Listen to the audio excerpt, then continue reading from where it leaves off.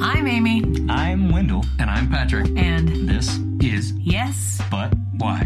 Podcast.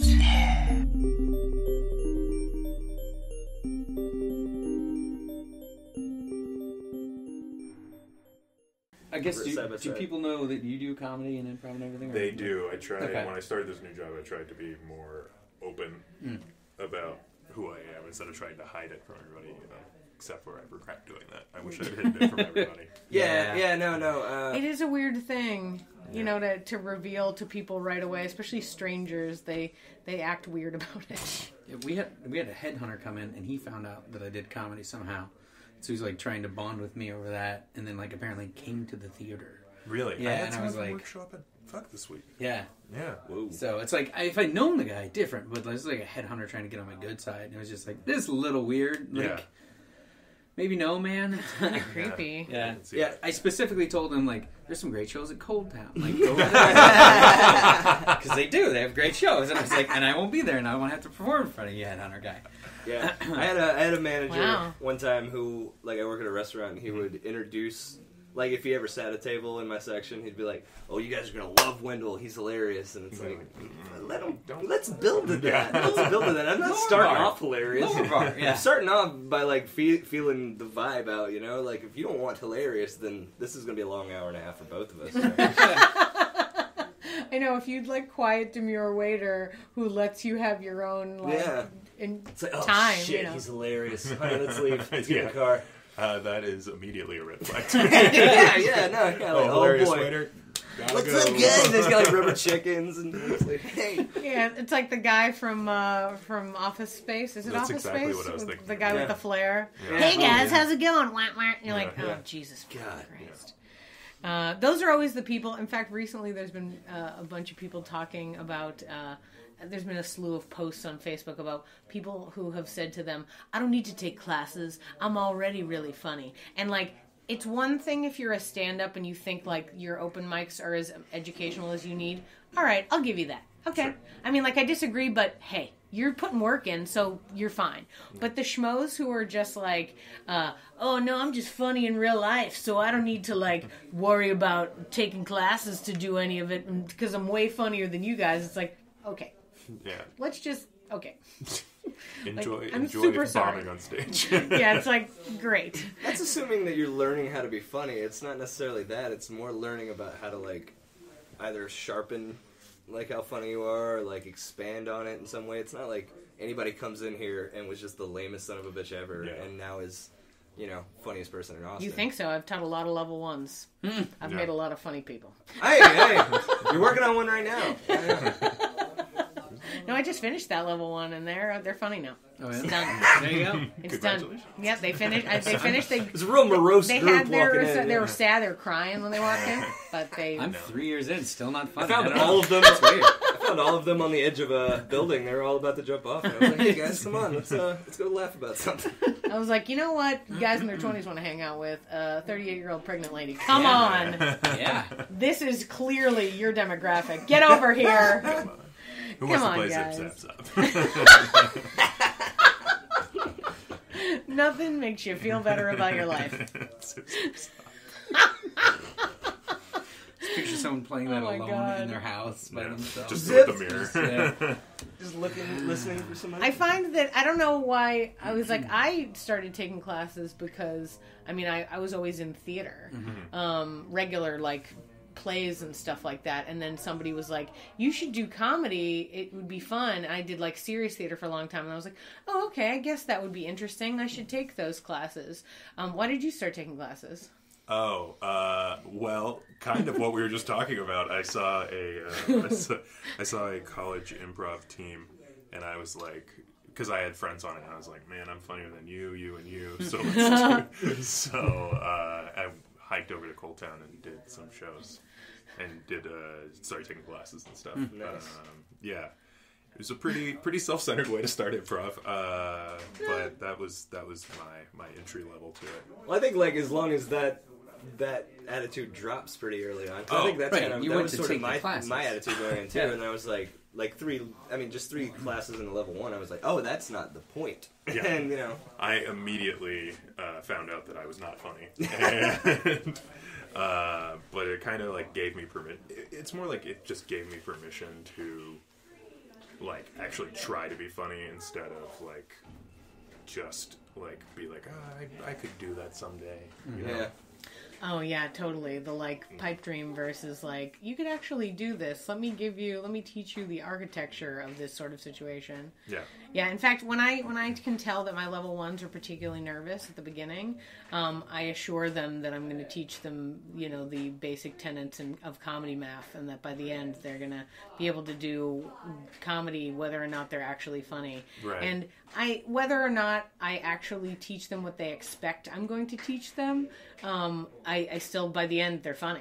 Yeah. And so I was like, I'm just giving you confidence by telling you there's a building block and that you're going to know that building block eventually. And then they're finally like, I think I know it. And I was like, great. Great. What is it? No equation that write that down. There's nothing that I told you that sounded math-like, but I appreciate you taking the ride. Have you ever looked at, what's his name? Deconstruction guy out in LA. Oh, I hope he listens to this and hates me. What is that guy's name? Deconstruction guy. Something. Anyway, he has like a flow chart for how you're supposed to do improv. Oh, yeah. Yeah, which is like, and the deconstruction's his baby, which makes sense if you know the deconstruction. And, right. Yeah. Well, it would make sense for you to have a format if you have to take that format apart. Yeah. Yeah. Yeah. Exactly. Yeah. And that sounds weird.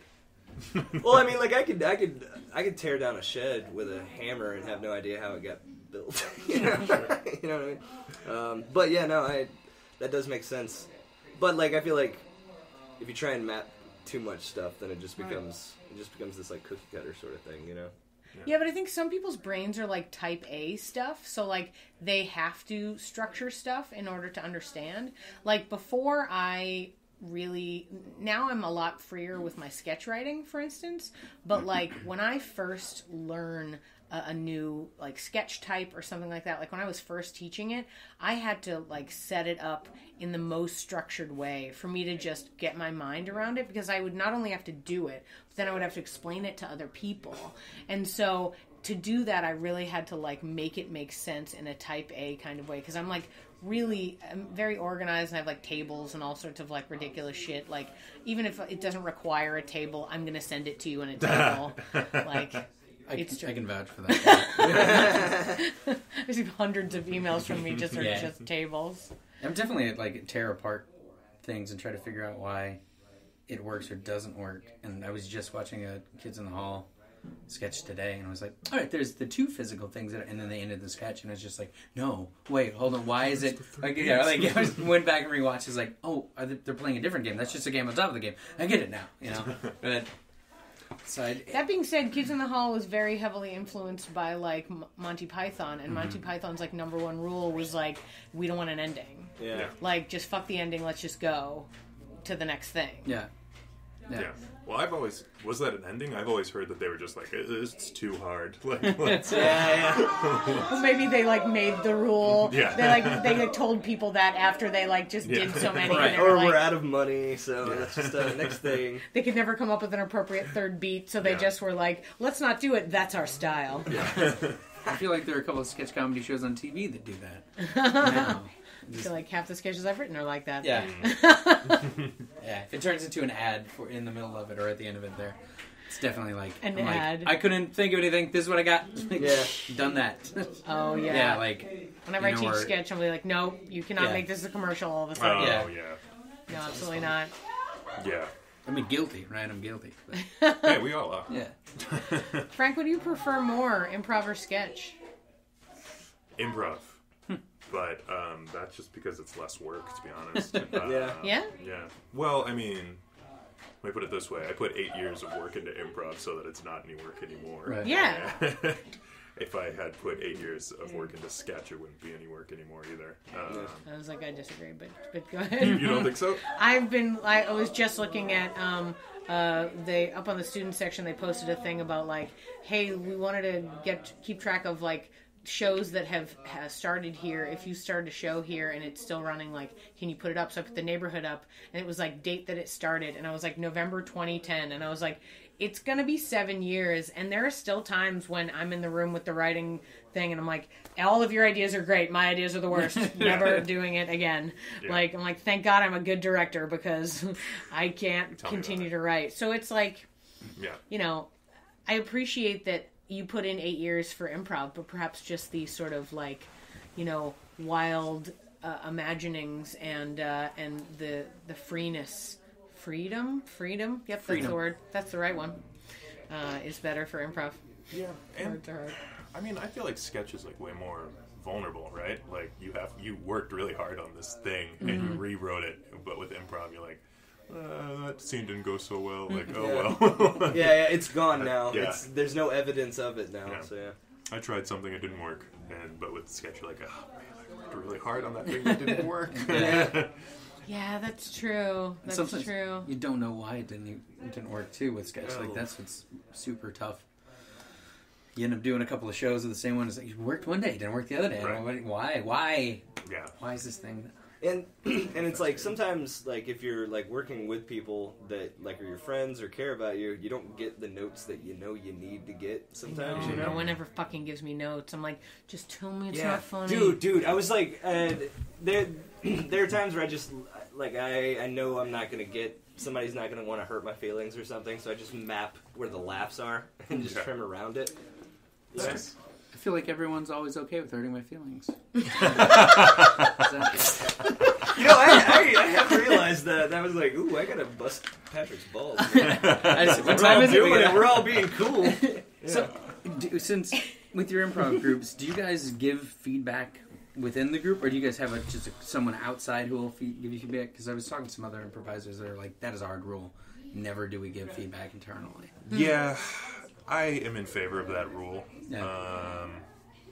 I think having an outside eye is always better, just because, like, man, that's like, you don't want your friends like telling you that sucked. Like, it's a team effort. That being said, like, if you've been together long enough and you're like comfortable enough with each other, you can totally give each other notes. Depending on the personality. Yeah. You need permission to do that first. Yeah. Yeah, I feel like I'm a pretty defensive person, or come across that way. Like, if someone will say, like, you know, you did this thing, and I'm like, well, what I was trying to do. And so when I ask for feedback, I started to kind of just ask them, if they were the scene partner, be like, what were you expecting? Because I don't feel I got there, you know, with it. There's ways to ask without, like, being like, tell me what I did wrong. If they offered it to me, like, you know, like, here's what you did wrong, I'm sure I would probably come off. Yeah. So, see, there are some people that can like that can say that. Well, like, to me, in my experience, there's some people that could just be like, improv. Whoa, you fucked that up. Yeah. You know, and like I either respect them so much, or like they've always been so cool to me every other time that I'm just like, all right, that's just a bare facts note. That's not like that's not really them trying to bring me down or anything. That literally was just like, whoa, and they were comfortable enough with me to not worry if I'm gonna go like, you know, hit my emo phase again after. And I like that. I don't know. I'd much prefer the like, let's just brass tacks it right now, and you know, deal with the feelings later. But that's not what you can ask of everybody, and I understand that. Yeah. So like, fuck this week. Like, after we do a show, like, we're all really hard on each other. Like, not on each other, on ourselves, but like within each other. And I think that's the wrong way to go. I think that, like, just enjoy your jokes, enjoy your show. Like, it's gone. Like, all you can do is have fun. And I don't know, if you have a rehearsal, that's a time to like kind of like beat yourself up a little bit if you want. But I think the thing that people always want is they're like, give me hard notes, give me like tough notes. But that's not really what you want, because you feel like shit afterwards, and that's not the right way to do it. Because you want to keep doing improv or comedy or whatever. I think it's effective that people are looking for. That's the word that they want. Well, you coach a lot, so like you clearly must have your own ideas on how to communicate with different kinds of personalities. You know what I mean? You've coached multiple troops, and I'm sure they have lots of different kinds of people in them, and some of them are sensitive, and some of them